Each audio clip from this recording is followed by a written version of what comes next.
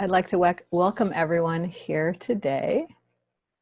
I'm here with a friend and colleague, June Konopka, and June has a very interesting and expansive background. I'd like to read to you a little bit about her. She was born and raised in the Midwest. After college, she spent many years traveling and teaching meditation around the world through her affiliation with the Transcendental Meditation organization. Taking a break from that in the early 90s, June got a master's in Nutritional Sciences and began a private practice in holistic nutrition. She provided nutritional and spiritual counseling in a private clinic in Colorado, dedicated to helping those with addictions. Simultaneously, she became a teacher of Waking Down in Mutuality in 2004. She continues to teach the same principles now as a teacher of Trillium Awakening. She currently holds regular Trillium Awakening sittings in Boulder, Colorado, as well as quarterly retreats there.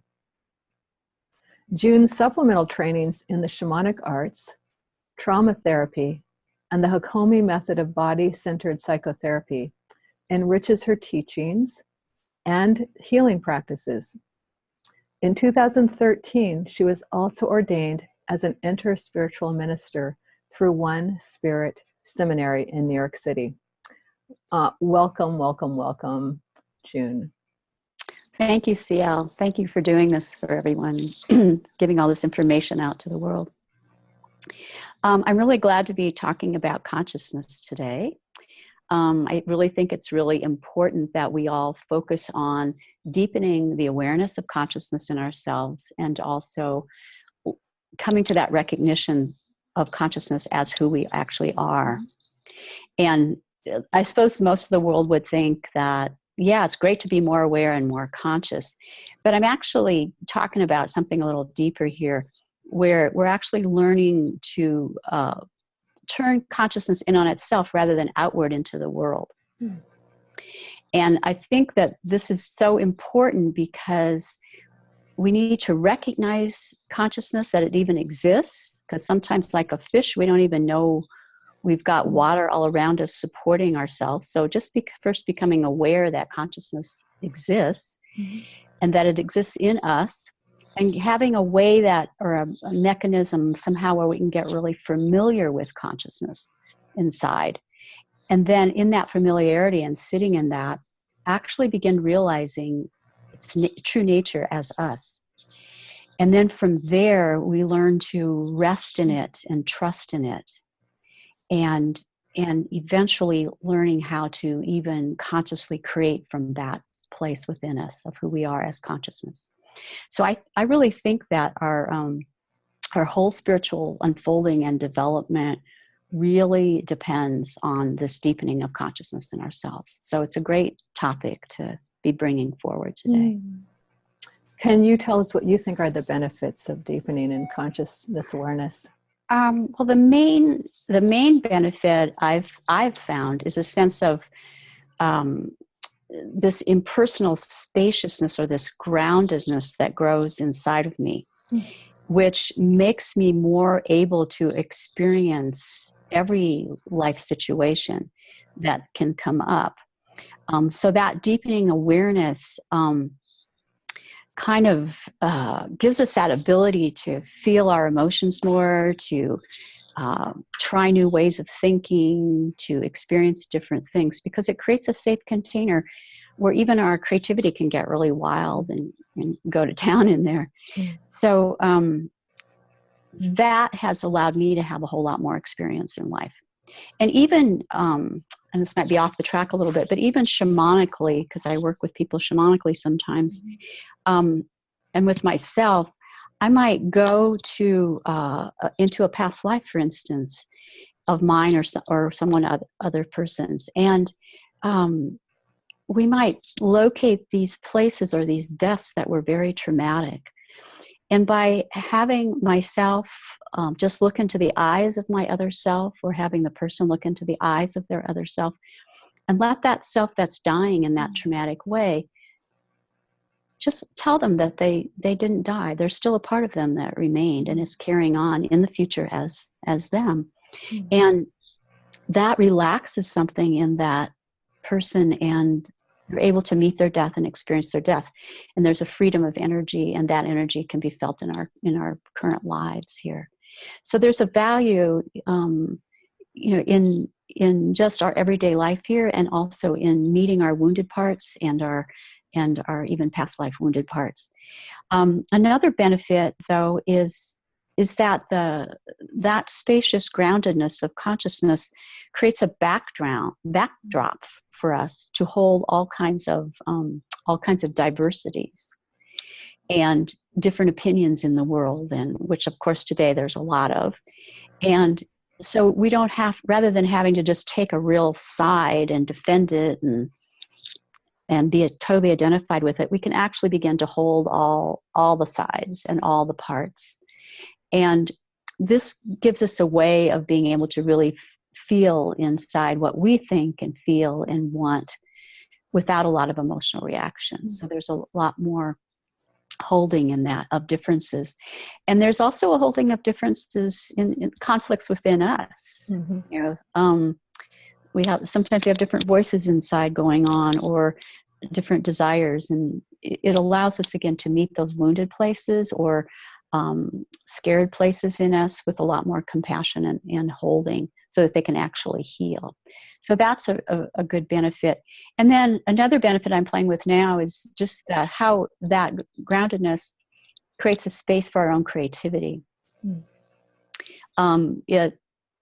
If we can settle in and really be present and conscious of what we feel in our hearts to create and to do, and in our bodies, then there's a whole lot more ability and enthusiasm and impulse and inspiration to do that, to go ahead and create ourselves. And we also get less attached to our creations. Mm-hmm.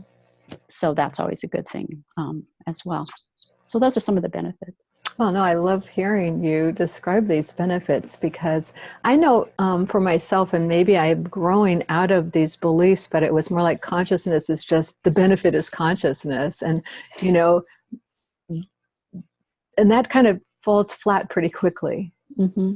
But to realize it as this greater container in which our creativity can rest and then bloom, where our broken places inside, those places of need healing, can be embraced and then unraveled in a rather natural and simple way. I mean, I literally started to tear up when you talked about the shamanic journeying on the behalf of people for wounds that might be from a prior life, to realize that the consciousness can be the healing space in which even that. Yeah. It's very powerful when it clicks. It's very powerful. And when you talk about the flatness of consciousness alone, without its sort of moving and benefits into life, there was a point in my life where I felt like I was very established in consciousness, but I sort of said to myself, I don't really want to live if this is all there is. It's like there needs to be something more juicy, and how this is actually used in life, and how it can open our hearts and all of that. And then things began to really unfold after that. I love it. So doing this deepening into consciousness, do you think it's easy or hard? I would say it should be really simple. For awareness to turn in on itself, and for us to be able to study it and allow it to grow. But because awareness is right here, it's right now, everyone has it, and it's as automatic as a breathing. Mm-hmm. So turning inwards should be simple, but yet people find it hard, and I found it hard in the beginning too. And a lot of the hardness comes from our culture, which tells us we want to be focused outward on objects, and success in life and happiness is going to be what we can find out there. And out there includes our minds and our thinking and our bodies. So we have to, it's a big thing to come away from out there to go in here. So we have this habit of focusing our awareness and our intention, basically on out there, and we need to actually break that a little bit. The other thing that's hard is that people don't teach us the value of it, so we never even think about going. Or we might have some trauma that keeps us very focused outward in order to protect ourselves. That will keep us from going inward. And then with my addiction background, I found that a lot of people have addictions outward, that their attention is outward, trying to find the focus of their pleasure or the focus of their addiction. And so going inward, doesn't really do anything for that in some sense. So it's really understandable why people in general might have a hard time in our culture. But I want to say this, that on the other hand, I've worked with a lot of people who've never even thought about or read about or considered consciousness before. And some of these people, the words consciousness or awareness or inner self, it really has no meaning and no value. And a lot of times they don't even want to talk about it. Mm-hmm. Let's just get to problem solving. Yeah. And but I've found that they can easily turn inward and do this if they have the right instruction to do so. And it's one of the things I really enjoy, is helping people take a first dive into that part of themselves that they haven't done before. So I've always been doing that in my life, helping people take that first dive. And I remember my first dive was after my friends had all started meditating, and so I went and sat on my bed, and I thought, okay, I'll do this too. And it wasn't a real flashy experience, but I noticed when I went outside after I had done that, nature seemed very vibrant and alive, and I saw more colors, and I just noticed things that I had never noticed before. So I was a little hooked on what is this inward place that can help this in kind of development in life. So I think anybody can really do it. And in our times right now, so many people are knowing what consciousness is and are experiencing it and owning it, that I think it's in the human awareness now in the culture to some degree to be able to fall in pretty easily, more so than I think when I started exploring it. Do you use any kind of a different process depending on the person's background? Or like you mentioned, people with addictions or might have a more proclivity to look outside. Do you use different processes? Yeah, well, yes and no. When I first mentioned today, there are these different stages. It's first getting people to even know that something exists inside that's valuable. Mm-hmm. So that would be a level of person that needs to just hear about it and to be given little tastes. And then there are processes that allow us to stay more focused, maybe really find it and then be able to hang there and get familiar with it and get to know its nature a little bit more. And then there are people who often enter our work who are already very conscious and know it, but they've never thought about that consciousness actually being who they were before. Mm-hmm. I was like that when I entered this work. I really had been meditating, a long time, well, let me tell you a story. Okay. Like I had been meditating about 18 years, and I wasn't in this work yet, but I went to my first New Age workshop, late 80s somewhere, and the teacher, the very first night, she asked us to go around the room and say who we were. So we all answered with our names and where we lived and what we did and our families and jobs and all this kind of stuff. And not one person in the room, including me, said anything about an I of consciousness being who we were. And so this was the teacher's point, and she made a really good point that night, that all of us had left that out. And I had never really thought about it even in that context before. So that planted a seed. But then when I got to this work, consciousness was talked about a lot, and it was talked about as who we were, and it was talked about as who everything was. So I just like, whoa, inside. And so sitting with the teachers, I was getting that transmission of consciousness as who I was. But I needed a little bit something more. And that came to me through an inquiry. I'd always heard about the inquiry, who am I? And I tried it and it hadn't really done anything for me. My mind just tried to answer it. But there was an inquiry that just landed in me. And that inquiry was, what's the source of my mind? And every time I would think it, it would short circuit my mind because I'd have to go beyond it to find its source. And then it would be gone. And so I found my own way, and it is unique for everybody, found my own way to be able to hang in that at will more, so that I really could study it. And the longer that I would sit there, the more I realized it was me. And so that was a huge step. That's really important for our spiritual growth, to have that claiming of consciousness as who I am. So that was kind of a little background on my own. Now, the exercise that I wanted to teach you today, or lead you through, I just want to say a few things about it first. It's pretty obvious when we're going to go look for consciousness, which is an I, a subject inside. We're not looking for an object.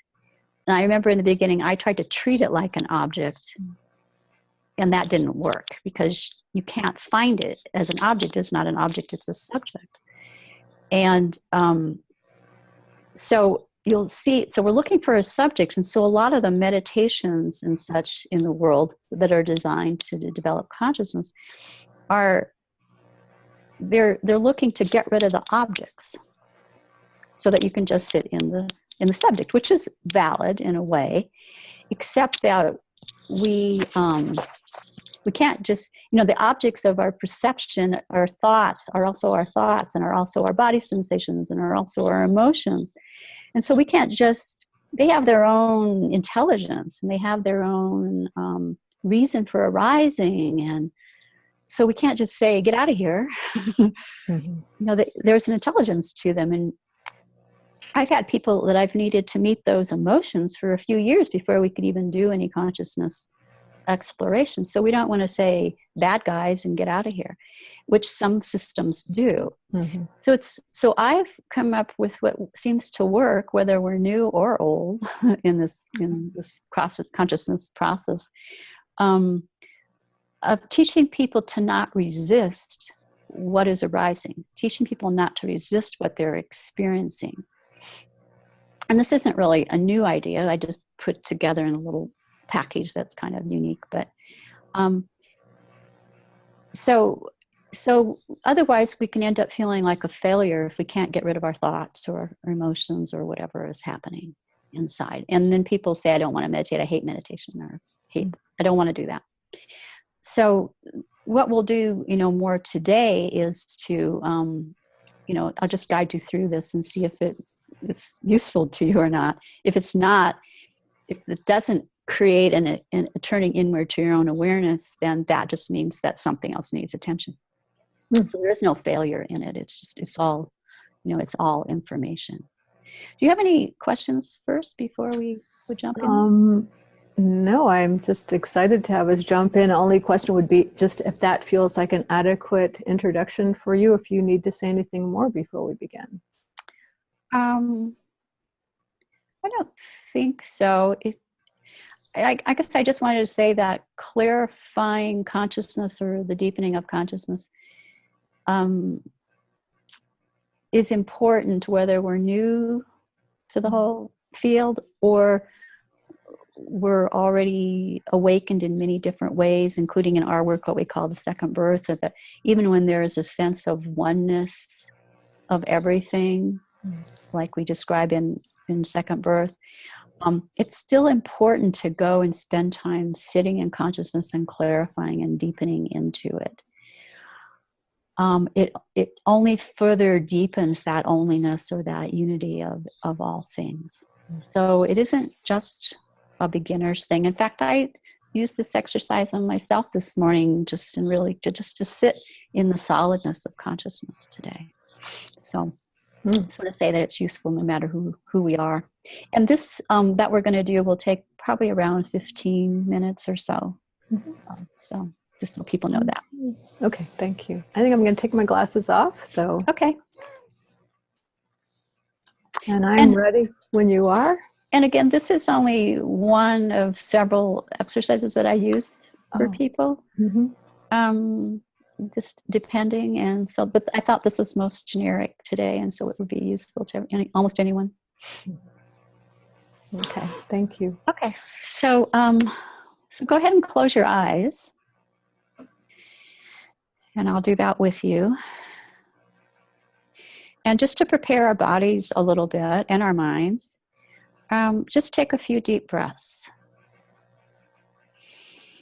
and we're breathing in through the nose and out through the mouth, which has been shown to relax the sympathetic nervous system, relaxes our bodies and our minds a little bit. Breathing in through the nose, out through the mouth. Our bellies rise up as we breathe in and fall as we breathe out, just like a baby.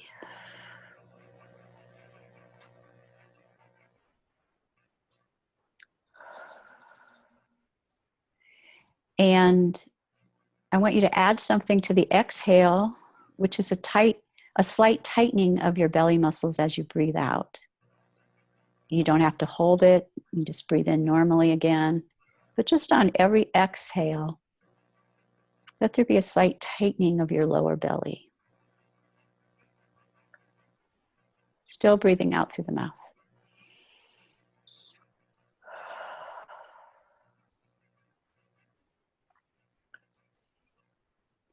And this tightening tends to bring a little bit more alertness, a little bit more life force right there for you in the moment.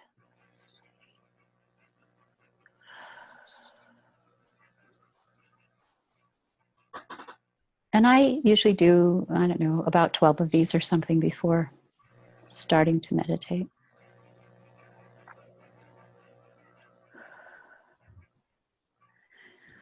And so I haven't been counting, so just take one or two more breaths and then let the breath go back to normal, whatever that is for you.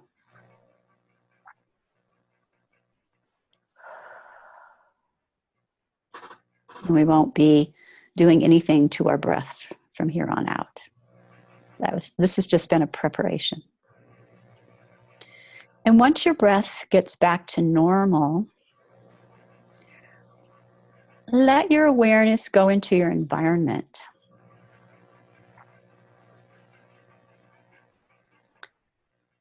And see what you're experiencing there. Notice what you're experiencing in your environment. Maybe there's some squeaky computer noises, or someone in the next room, or traffic, or just see what you're aware of. See what you're experiencing in your environment. Or maybe you're aware of the light coming in through your eyelids, or the temperature on your skin, or maybe you're aware of some tastes or smells.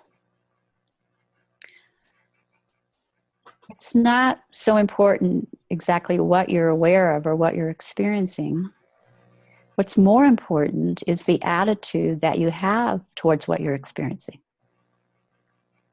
And for this exercise, we want to have the attitude that whatever we're experiencing is perfectly fine, just the way it is, just the way it's arising. We have no need to change it or resist it in any way.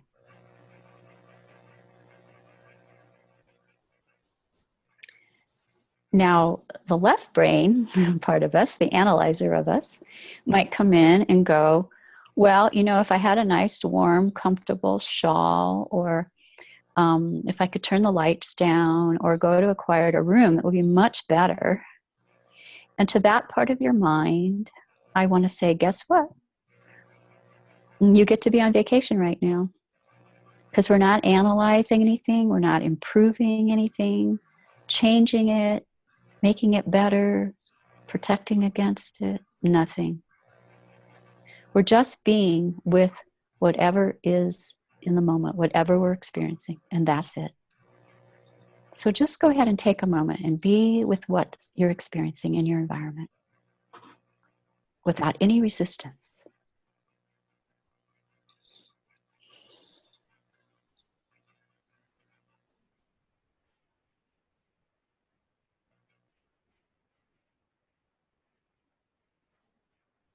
Not stopping yourself from experiencing it, but not needing to change it in any way.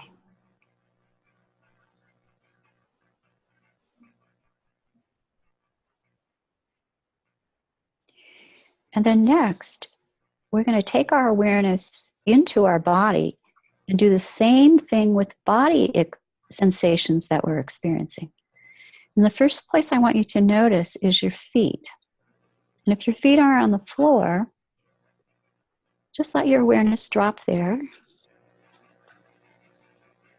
And notice what the energetic experience is of having your feet on the floor. Don't try to maintain a mental image of your feet. Just let them be energy, and they might get any size. Maybe you notice the hardness of the floor, or the texture of your socks, or just some energy tingling in your feet, or moving up your calves. Or it might be kind of numb. Maybe the energy is just kind of numb. That's fine too. There's no right or wrong way to experience the energy of your feet. And you don't even have to name the experience like I just did. You can just have it. Feet.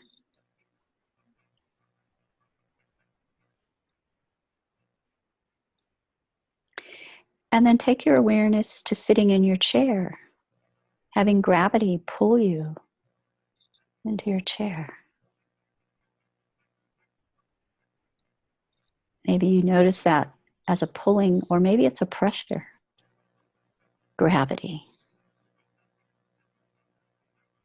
Just having the experience.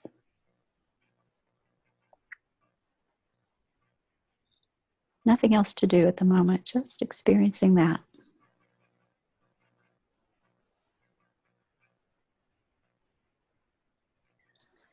And then place your hands, palms up, on your thighs. And drop your awareness into your hands. And notice the energy of your hands. Again, don't try to maintain a mental image of your hands. Just let them be energy.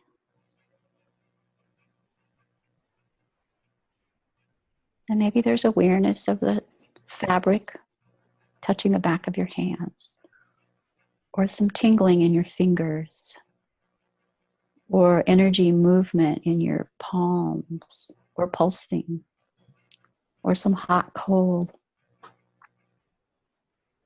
heaviness, lightness. Again, you don't need to name what you're experiencing. I'm just doing that to help out.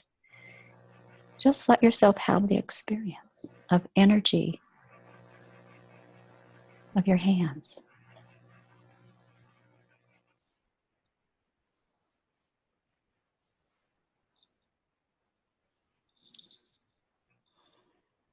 No need for it to be anything but what it is.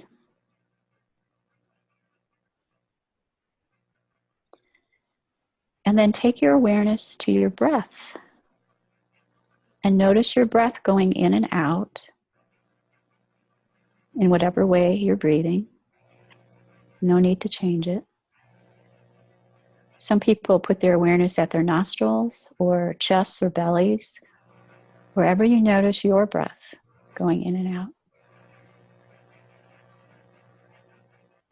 And be right there with your breath.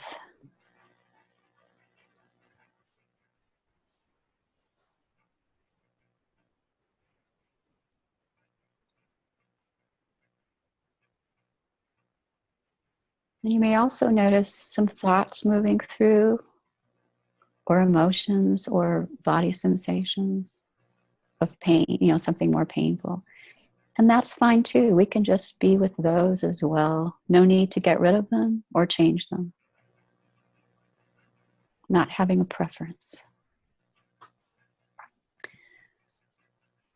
And as we've been being with our environment and our body sensations, our breath, or any thoughts that have come up, you may notice that there's some inner silence or some inner peacefulness that has arisen inside. And if so, you can now let your awareness go to that.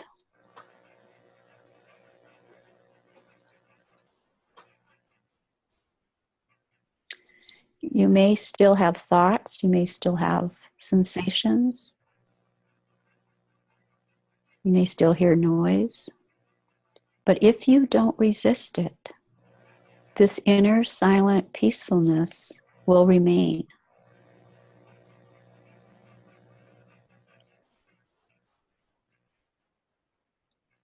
It's only our resistance that sort of has it go into hiding again. Just letting your awareness be with that inner silent peacefulness. Not resisting anything that's more out from it.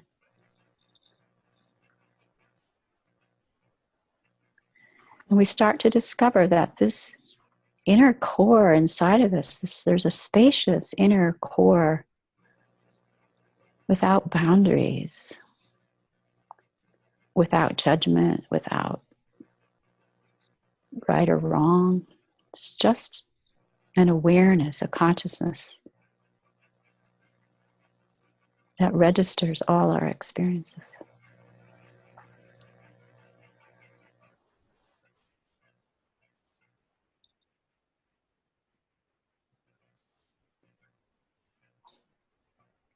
And as you sit in this, I would just like you to consider the possibility that this isn't just a place you're visiting. It's actually who you are.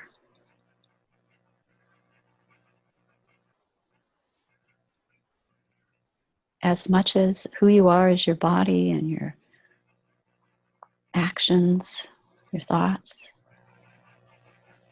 This is also who you are.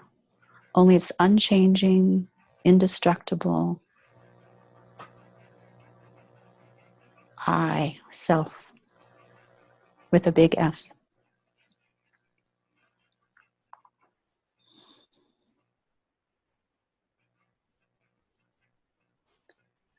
And if you were, listening to this again or something, you could sit in this as long as you wanted.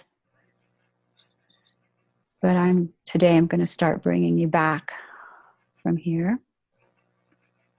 You're welcome to bring this with you back into your life. And to come out, we want to first just start wiggling our toes and fingers a little bit, not opening our eyes yet. It's kind of shocking to our nervous system to open our eyes too quickly. So we start moving around, maybe a little stretching or yawning or something, since we've been so quiet.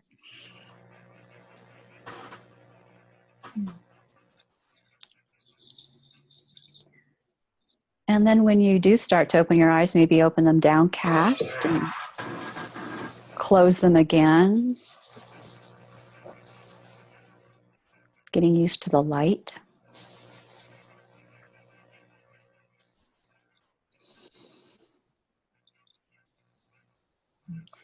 And then when you finally open your eyes, whenever you're ready, don't look at any objects, not even your screen. Maybe just looking into space itself. That gives the nervous system a little bit longer to adjust.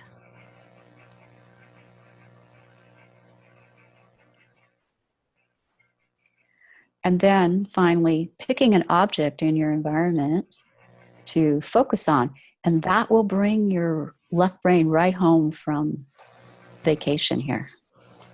because it loves objects to analyze and critique and see if they're useful or not or whatever.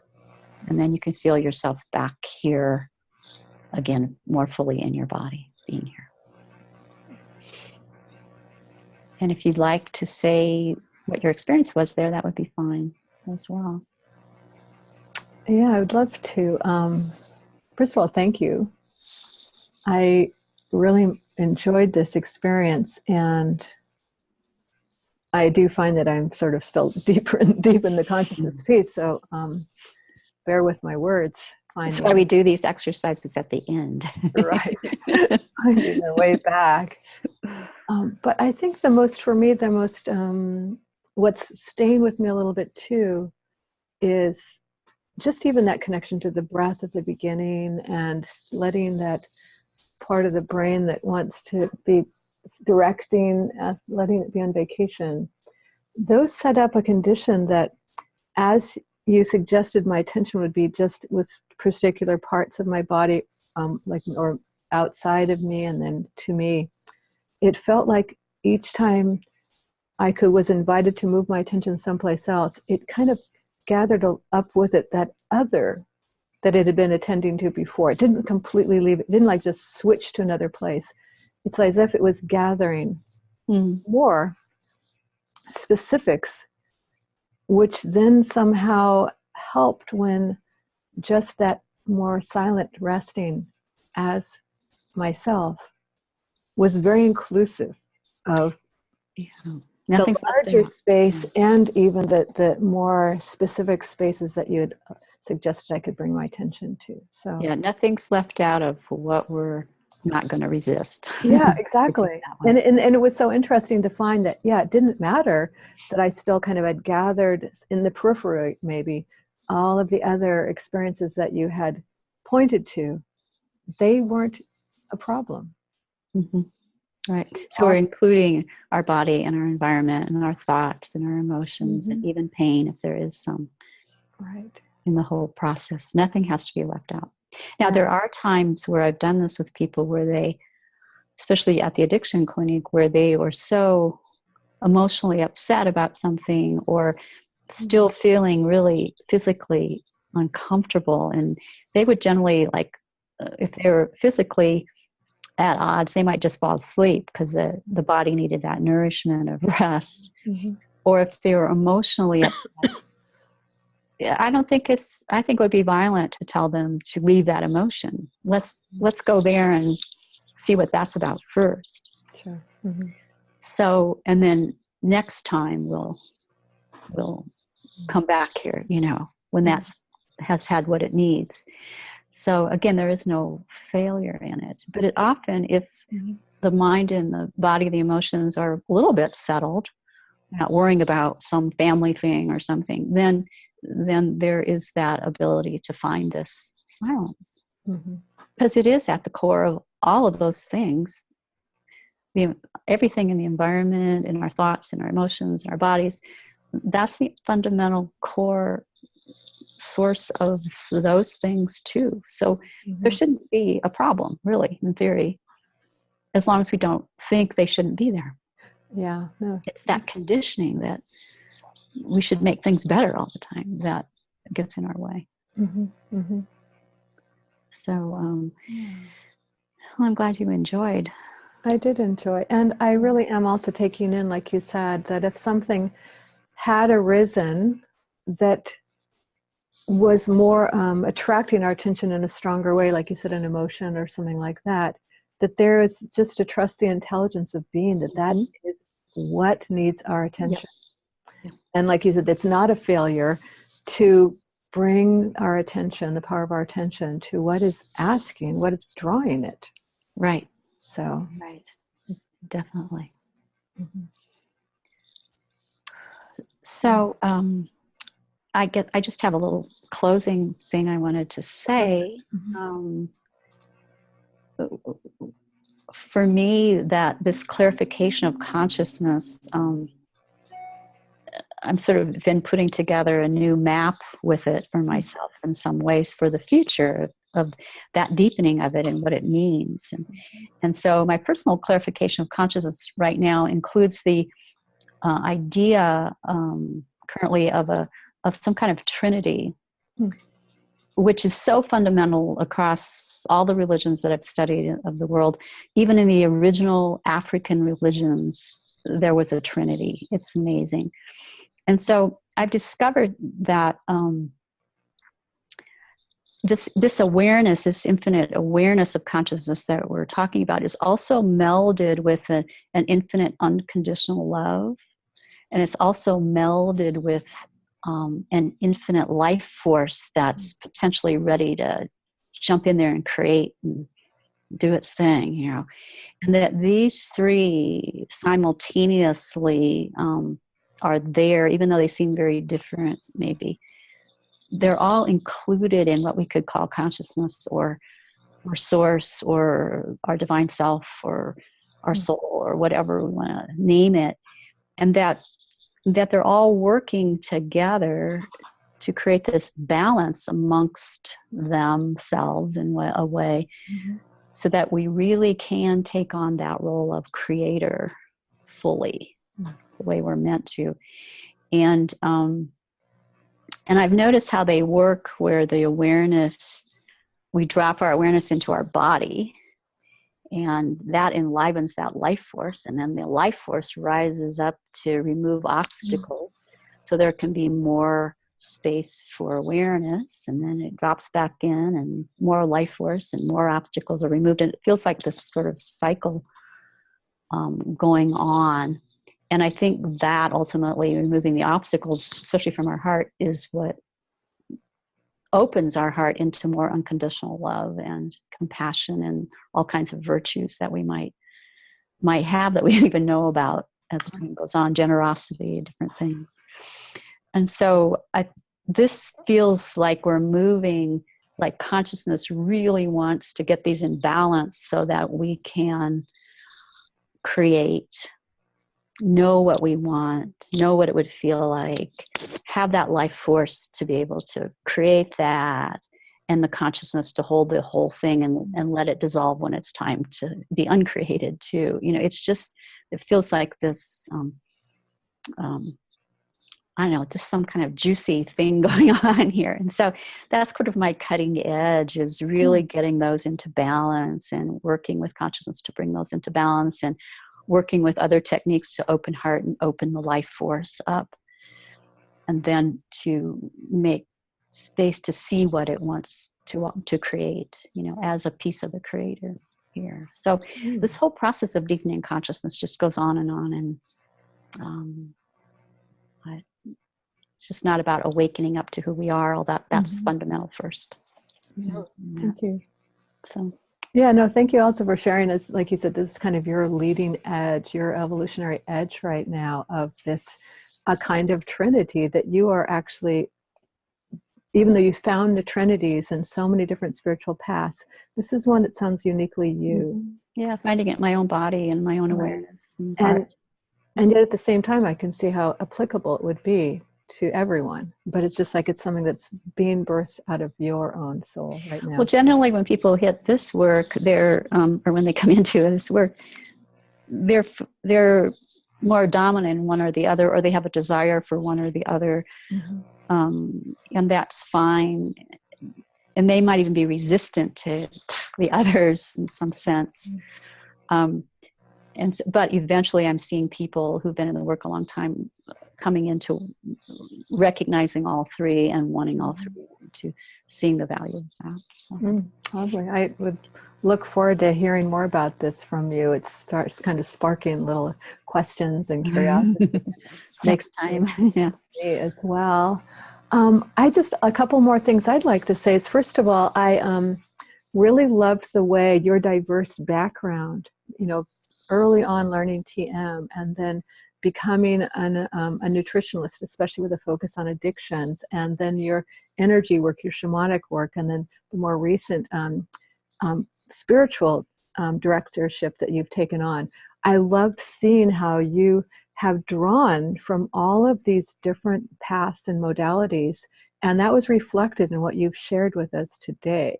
You know, oh, I learned this from these years of meditation, or I learned this from working with these people. So it was really beautiful to see how you have kind of married these different paths, learning paths, in a way that has really given birth to a very beautiful teaching that is obviously in the Trillium Awakening umbrella, but is uniquely your voice. So I am very much enjoying. Well, especially that shamanic piece, and I know you're into this too. That's what sort of woke up the life force in me. Okay. Sitting on the ground, and even like once in a kiva in the Four Corners, sitting in a kiva and having that energy just like a volcano erupt in my belly from the earth. You know, that's kind of where some of the initiations have really come. And sitting with the Pacos in Peru, and they talk about the lightning bolt. It's more than a real lightning bolt. It's like that Shakti kind of Kundalini shock. So I was always wondering why I was getting into that, and that was giving me that life force awakening piece a great deal. And even now I have another teacher I sit with sometimes who is teaching me how that Kundalini force can be softened into a nurturing, mothering energy for my heart, you know. So it just keeps growing and progressing. So I'm always incorporating whatever I need from wherever. I'm not opposed for people to do that. Beautiful. I did want to mention to everyone that's watching this that you can find out more about June on the trilliumawakening.org site. All of the Trillium teachers are listed on that site, and then if you click on anyone, including June, you'll find that she's posted a lot more information about herself and what she's included in her life's journey. And I have a website that's just myname.com. Beautiful. Another way to do that. Okay, so junekonopka.com as well. Beautiful. And always open for new students. Great. And I'd love to also that you did reference at the beginning, you have several exercises to help people deepen into their conscious awareness, and the value of them for anyone, wherever it is on their awakening trajectory. The value of deepening in conscious awareness is really fundamental. So absolutely. Want to invite those that are feeling drawn to June to go find her online and then make a connection there. Well, thank you for this opportunity. You're welcome. Great. Thank you.